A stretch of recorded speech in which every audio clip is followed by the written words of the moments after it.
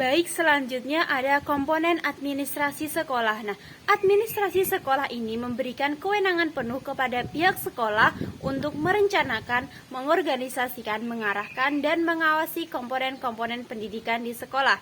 Komponen-komponen pendidikan ini meliputi yang pertama ada administrasi kesiswaan. Nah, administrasi kesiswaan ini terdiri dari penerimaan siswa baru, kehadiran siswa, mutasi siswa, papan statistik siswa, dan buku induk siswa. Yang kedua ada administrasi kurikulum. Administrasi kurikulum ini meliputi modifikasi kurikulum, menjabarkan kalender pendidikan, mengatur pelaksanaan penyusunan program pengajaran, mengatur pelaksanaan penilaian, dan membuat laporan kemajuan siswa.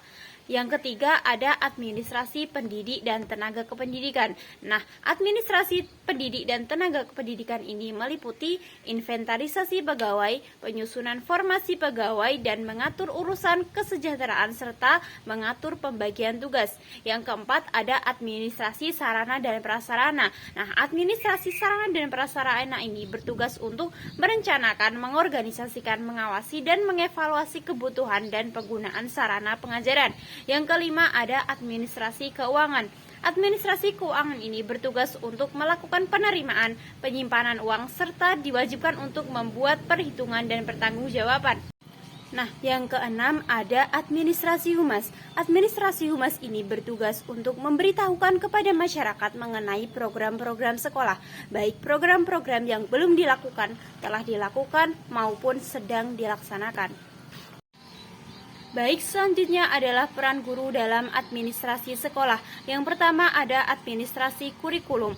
Undang-Undang Nomor 2 Tahun 1989 mengartikan kurikulum sebagai seperangkat rencana dan pengaturan mengenai isi dan bahan pelajaran serta cara yang digunakan sebagai pedoman kegiatan belajar mengajar.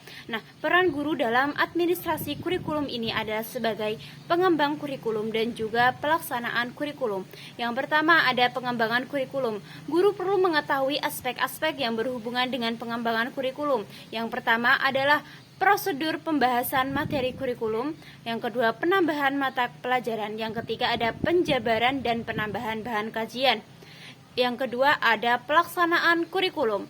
Di dalam pelaksanaan kurikulum ini ada beberapa hal yang perlu diperhatikan, di antaranya penyusunan dan pengembangan satuan pelajaran. Yang kedua, prosedur penyusunan satuan pengajaran. Nah, di dalam prosedur penyusunan satuan pengajaran ini terdiri dari mengisi identitas mata pelajaran, menjabarkan tujuan pokok bahasan, menjabarkan materi pelajaran, mengalokasikan waktu pelajaran, menetapkan langkah-langkah pengajaran, menetapkan penilaian, dan mengantisipasi perbaikan pengajaran. Selanjutnya ada administrasi kesiswaan. Administrasi kesiswaan ini adalah proses pengurusan segala hal yang berkaitan dengan siswa di sekolah, mulai dari perencanaan penerimaan siswa, pembinaan siswa, sampai dengan menamatkan pendidikannya melalui suasana yang kondusif. Peran guru di dalam administrasi kesiswaan ini diantaranya yang pertama dalam penerimaan siswa. Guru dapat dilibatkan sebagai ambil bagian menjadi panitia dalam melaksanakan tugas pencatatan penerimaan hingga pelaporan. Yang kedua dalam masa orientasi, guru berperan membuat siswa agar lebih cepat beradaptasi dengan lingkungan yang baru. Yang ketiga pengaturan kehadiran, guru berperan untuk mengecek kehadiran siswa. Yang keempat menciptakan disiplin siswa, guru berperan sebagai role model, bertugas memberikan contoh yang baik kepada siswanya. Yang kelima, ada memotivasi siswa untuk berprestasi dengan menciptakan suasana yang mendukung. Selanjutnya ada administrasi sarana dan prasarana.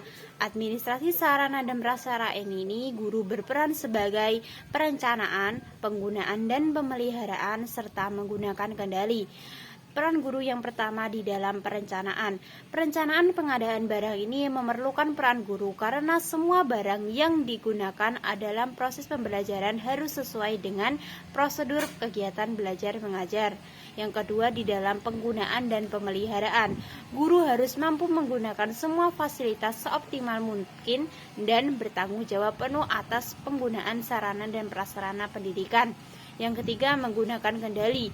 Jika sarana dan prasarana pembelajaran digunakan oleh siswa di kelasnya, tugas guru adalah mengendalikan dan membimbingnya agar siswa dapat menggunakan sarana dan prasarana pembelajaran tersebut sesuai dengan kebutuhan.